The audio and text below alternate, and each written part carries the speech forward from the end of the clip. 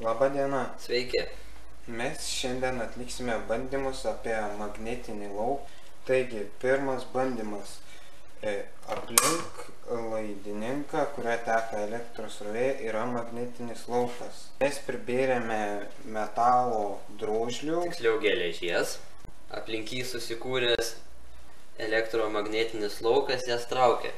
Dabar pamatysime, kas įvyks padidinus srovę.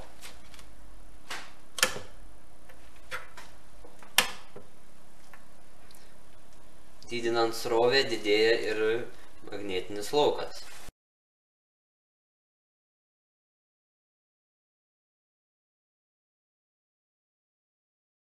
Numeris 2. Ritė, kurios viduje yra geležinė šerdis, vadinama elektromagnetu.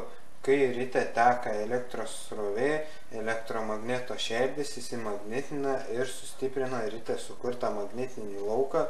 Išjungus srovę, šios magnetinės savybės išnyksta. Rite, kaip ir nuolatinis magnetas, turi du polius.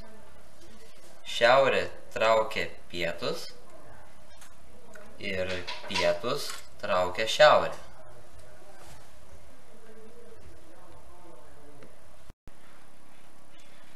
Kaip matote, magnetinis laukas susidaro. O dabar parodysime, ar tikrai yra trauka su metalu. Štai, kaip matote. Taigi, padidinsime srovę.